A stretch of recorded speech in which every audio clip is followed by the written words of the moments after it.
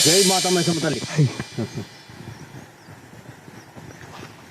Location చాలా బాగుంది. Okay, నేను అందుకే ఈ లొకేషన్ సెలెక్ట్ చేసిన. సరే, బాగుంది. ఇక్కడ అమ్మవారు ఈ బండ ఉందండి. ఓకే, ఈ దిమ్మ ఉంది కదా, ఇక్కడ ఒక కోయ దేవత విగ్రహం తయారు చేస్తా. కోయ దేవత విగ్రహం అంటే అమ్మవారు, మనకి మైసమ్మ తల్లి అమ్మవారే సంథింగ్ మన దేవతదే కాబట్టి ఈ దిమ్మ మీద ఇక్కడ మనకు కావాల్సింది ఏంటంటే ఆటవికుల నేపథ్యం ఉన్నటువంటిది, ఆటవికులకు సంబంధించిన దేవత ప్రతిష్ఠిస్తా, అంటే తయారు చేస్తా. ఓకేనా? Right, done. ఇది అయిపోద్ది. అందరికీ నమస్తే అండి. హాయ్ వ్యూవర్స్, శ్రీ కమల ఆర్ట్స్, కమల ఆర్ట్ ప్రొడక్షన్స్ ప్రైవేట్ లిమిటెడ్ వారి కొమరవెల్లి మల్లన్న సినిమా షూటింగ్కి సంబంధించినటువంటి ఒక కొత్త షెడ్యూల్లో, ఒక లొకేషన్లో ఇప్పుడు మనం ఉన్నాం. మీరు వెనకాల చూస్తున్నారు, ఇక్కడ ఒక విచిత్రమైన ఆకారం రాబోతుంది. సో చాలామంది ఎదురు చూస్తున్నారు ఎప్పుడెప్పుడు కొమరవెల్లి మల్లన్న స్వామి యొక్క సినిమా వస్తుంది చూడాలి అని. సో యూట్యూబ్లో ముఖ్యంగా నేను ఫస్ట్ ఆఫ్ ఆల్ నా యూట్యూబ్ ప్రేక్షకులందరికీ నేను సవినయంగా నమస్కారం తెలియజేస్తున్నాను. మీ సహాయ సహకారాలకు, మీరు ఇచ్చిన ఇన్పుట్స్కి నేను సర్వదా కృతజ్ఞతని. సో కొమరవెల్లి మల్లన్న సినిమాకి సంబంధించినటువంటి టైటిల్ విషయానికి వచ్చేసరికి నేను అడగడం జరిగింది అన్నట్టు. 4 రకాల టైటిల్స్ చెప్పాను. ఒకటి దేవుడు మల్లన్న, 2 కోటిమాయల మల్లన్న, నెక్స్ట్ మల్లన్న జన్మరహస్యం, ఆ తర్వాత కోరమిసాల మల్లన్న. సో దేవుడు మల్లన్నకి 9% ఓట్లు వచ్చాయి. కోరమిసాల కోటిమాయల మల్లన్న సినిమాకి 27% ఓట్లు వచ్చాయి. సో ఎక్కువ శాతం వచ్చినటువంటి ఓటింగ్ మాత్రం మల్లన్న జన్మరహస్యం, 78% ఓటింగ్స్ వచ్చాయి. సో యాక్చువల్లీ ఫస్ట్ మేము స్టార్టింగ్లో నిర్ణయం తీసుకుంది కూడా మల్లన్న జన్మరహస్యం అని అనుకున్నాం. కానీ ఇప్పుడున్నటువంటి 2022 యుగంలోకి అడుగుపెట్టబోతున్నాం మనం. మల్లన్న జన్మరహస్యం అనే టైటిల్ని యాక్సెప్ట్ చేస్తామా లేదా అనే ఒక చిన్న సందిగ్ధం మాకు మధ్యలో ఉండిపోయింది. సరే, అందుకే ఏం చేయాలో అర్థం కాకే నా సబ్స్క్రైబర్స్, మా యూట్యూబ్ ఫ్యామిలీ, మా వెల్ విషర్స్ అందరినీ పోలింగ్ పెడితే అత్యధికంగా చెప్పినటువంటి శాతం మల్లన్న జన్మరహస్యం. సో ఇప్పుడు ఆ టైటిల్ ఖరారు చేయాలా వద్దా అనేది కూడా ఇంకా నిర్ణయం జరగలేదు. సో ఎందుకంటే ఫస్ట్ సినిమా పూర్తి చేసిన తర్వాత అప్పుడు ఆ టైటిల్ జోలికి వద్దాము. సో ప్రస్తుతం ఇప్పుడు మనం రేపు షూట్ చేయబోయేటువంటి కొమరవెల్లి మల్లన్న సినిమాలో ఒక సెకండ్ షెడ్యూల్కి సంబంధించినటువంటి సెట్లో ఉన్నాం. సో మీకు డియర్ ఫ్రెండ్స్, ఒకసారి మీరు నాతో పాటుగా ఇప్పుడు ఎలా ఉంది సెట్ చూడండి. సెట్ వర్క్ అయిపోయిన తర్వాత ఎలా ఉందో మళ్ళీ చూపిస్తాను. Just follow me.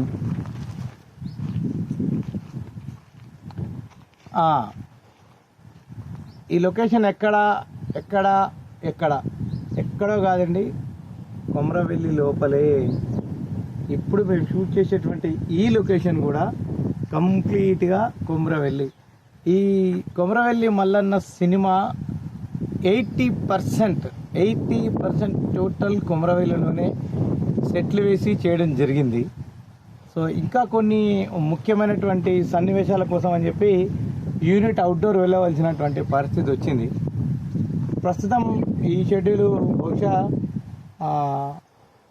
నేను మా అసోసియేట్ డైరెక్టర్ గారు ఇద్దరం కలిసి డిసైడ్ చేసాము ఏంటంటే బహుశా 19 నుంచి ప్రారంభం అవ్వచ్చు.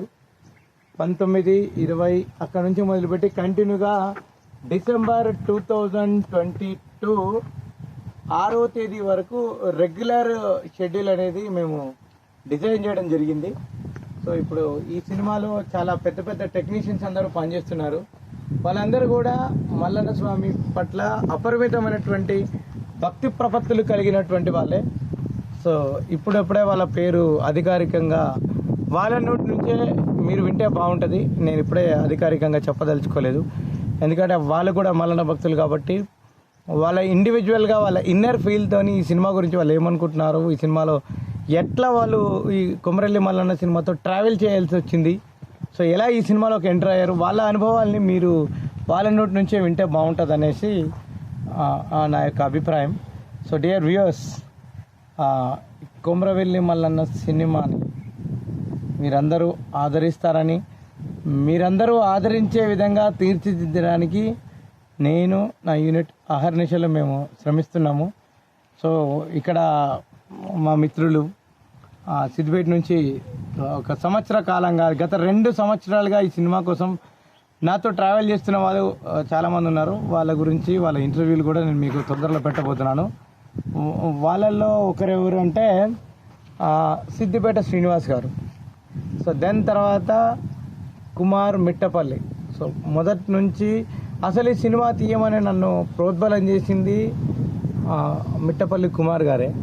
సో అనుకోని పరిస్థితుల్లో దీన్ని స్టార్ట్ చేయడం జరిగింది. తర్వాత చాలామంది పార్ట్నర్స్ రావడం, వాళ్ళు వీళ్ళు దేవుడి సినిమా పోయి డబ్బులు రావు అది ఇది అని చెప్పేసి అందరు నన్ను వదిలేసి చివరికి ఇప్పుడు నేను మళ్ళీ ఒంటరిగానే మిగిలిపోయాను.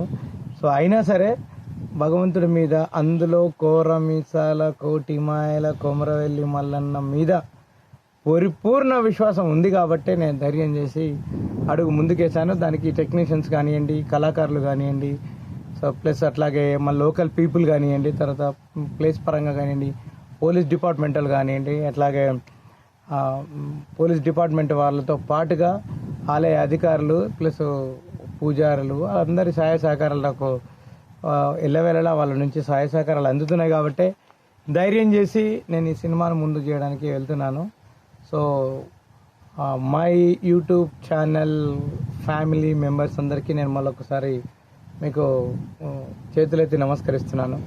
సో ఇప్పుడు అతి తొందరలో మనం ఒక 50K అంటే 50,000 మంది సబ్స్క్రైబర్స్ని సంపాదించబోతున్నాను.